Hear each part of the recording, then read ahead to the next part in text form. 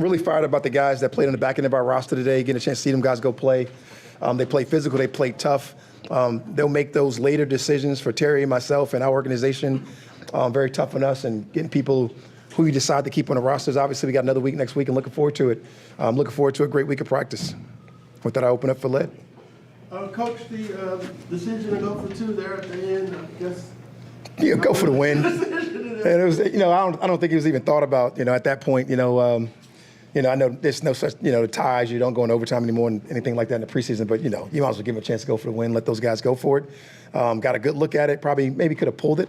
But I'm not going to second guess Paddock, man. Paddock had a good day, went out there and executed. And I was fired up to watch the young man play. And the onside kick, you don't have that option anymore. You can kick the onside kick at the end, but I don't think that's worth it here in the preseason. Okay. Not getting their guys hurt and our guys hurt.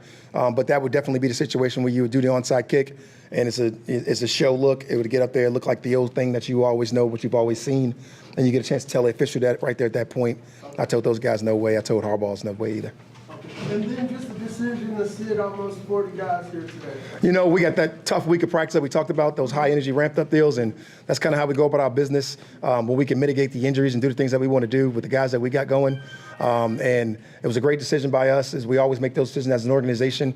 We'll have a nice little scrimmage for those guys so they can get a feel for what a game is like next week. We'll be able to ramp that thing back up in practice and get those guys going. But we got a chance to see the guys in the bottom of our roster go out there today and really change some opinions, change some minds, and that's always a good thing.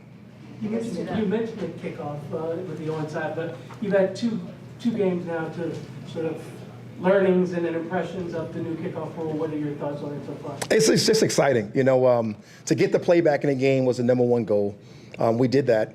Now we got to figure out some of the schematic things that's going to happen once the season starts, some of the twists, some of those things. A lot of people are just man blocking, so it looks a little vanilla right now. It's just one of those things that's just exciting. It's the unknown for everybody, and that's what we all want to go out there and try to figure out. Actually, I was talking to Harbs about it right before the game. That's the topic of conversation with across the league, across the media, across everybody. So we'll really get a real tell on it, what it looks like once the season kicks off in September.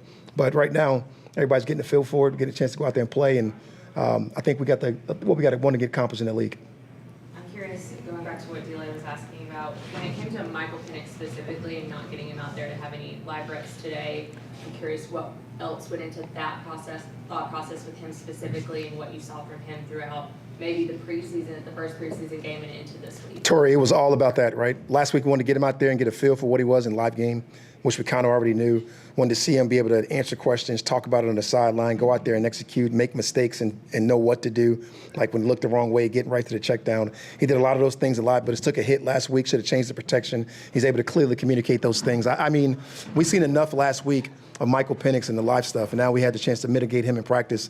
And we give him a bunch of live stuff out there in practice that you do everything that you would do in a game other than get hit. But we feel really good where we're at with Michael. We feel really good where we're at with the other guys that we set, and we treated that the same way. But Mike showed us last week enough that we don't have to play him in the preseason. When it came to he did something today that he doesn't normally do, 3 misses. I'm curious, it's not normally something that he's known for. Was there anything specific that he was working on today that kind of led to those? I don't think Young Wei Koo would make excuses. He didn't have a great day, and I got so much confidence in Young Wei that he's going to go back to the lab and get it right and fix it and do the things he needs to do to get ready. He did make a great tackle on the first kickoff. I don't want to see him do that ever again, but he definitely went out and did some really good things. Made 2, missed the 3. He wants them all back, but he's mentally tough. He's sharp. He'll bounce back this week and be ready to go. I'm curious from your standpoint, compartmentalizing, obviously having to look at these guys who are the bottom part of the roster, turning the bottom part of the roster, making those, as you're talking about, tough decisions, while also understanding that there have been some bigger decisions made over the course of the days leading up to this game that impacts your starting lineup and how your roster looks possibly going into week 1. I'm curious how you as the head coach compartmentalize that for yourself, but also for the team in the locker room. For me and for us, we'll never apologize for acquiring good players. And when you get a chance, and you got a guy like Terry who's constantly churning the bottom of the roster, churning the top of the roster, churning the roster just in general. The elite communication that we've had in our building, I think has been awesome. It's been awesome with the guys within the building, the coaches within the building, our players, everybody's involved. And anything that needs to be talked about will be addressed open, honestly, with clear communication, so we don't have any mistakes or anything that happens in the wrong way. I got so much confidence in this organization, how we handle our business and how we do everything we do the right way. that it's just fun to be able to get those kind of players. And people want to be here. Let's just flat out say it. When you got a guy like Kirk Cousins leading the way and you got a chance to go do something special, which I believe we do, people want to come and be here. With the additions you've made on defense in the last few days, what's the challenge for you and your staff to integrate those guys and get it all pulled together by the opening? Don't mess up good players, right? The challenge for us to get those guys going, get them acclimated, get them going the right way, make sure they're in the shape that the guys that have been around here has done. Our performance team is going to definitely be all over that, making sure, find out where they're at physically and mentally and do all those things, get those guys caught up that way. We'll be able to definitely shove a bunch of jog throughs at them, a bunch of walk through reps. We get a chance to watch them move around an individual, get those guys going.